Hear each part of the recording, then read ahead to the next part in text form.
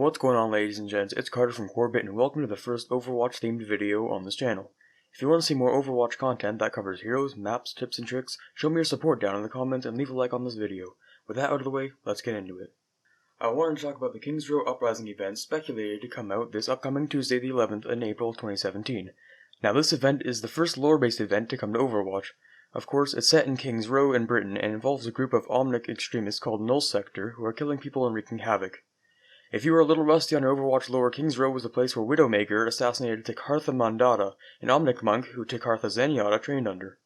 In the comic that was released on April 6th, titled Uprising, it states that Overwatch was forbidden to intervene, but obviously Overwatch doesn't care and most likely went in guns blazing anyways. Although it's not specifically outlined in the comic, Reinhardt, Tracer, Torbjorn, and Mercy go on a plane to go to Kings Row. So that's the lore, but I can hear you wondering, what about the event? Well, I'm getting there. A recent leak shows that there are new skins for Tracer, Reinhardt, Torbjorn, and Mercy. What you're looking at is a leak on the Microsoft App Store for the cover picture of Overwatch, so essentially these skins are confirmed. There's another hero that has a new potential skin, and he is on the thumbnail of this video. None other than Genji, our heel-loving cyborg ninja. I can't get over how fantastic this skin is. If this doesn't make it into the event, I and several other people will be very disappointed. It's such a fantastic skin, and it gives some insight into Genji because he obviously still had or has some of his body left.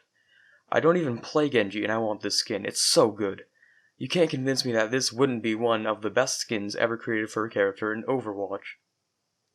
Moving on to the event itself, there are rumors of a PvE type mission much like during the Halloween event with Junkenstein's Revenge. You'll probably be fighting lots of Bastions, maybe new Omnic enemies. We don't really know yet what it will be, but if it does happen, I think it'll be really cool. Let me ask you this, when was the last time we got a new map? A long time, right? Well, just over 3 months, with the last map added being Oasis. A snapshot from Blizzard's teaser shows what could potentially be a new map. The only word that can be made out says Turing, presumably after Alan Turing, the forefather of computers, who also came up with the concept of artificial intelligence. It looks like a company of some sort, presumably one that worked on the development and manufacturing of Omnics. My guess is that they mass-produced intelligent Omnics that became Null Sector. There are two ways that this map could be used.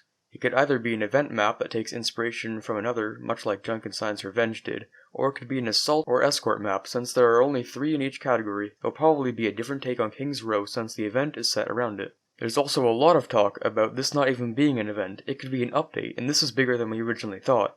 Jeff Kaplan said that this event would be different and perhaps it might even be here to stay. So is this the first step for a potential campaign? Well, probably not. I hate to break some people's hearts, but if Blizzard only puts in an update like this once a year, we won't see much PvE development now, would we? Blizzard likes their seasonal events, and they probably won't drop them just so we can get a campaign. Also, as new heroes are added, how would Blizzard implement them into a campaign if the story is already locked in place? However, I could be wrong. The Overwatch team could be scheming up something huge for us, and we could be completely oblivious.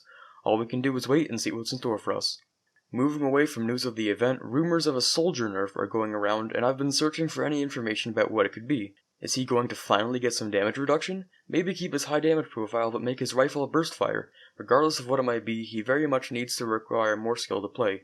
Soldier's in a very powerful spot in the meta right now, and he requires very little skill to be good at, hence being the first character you learn to play in the game.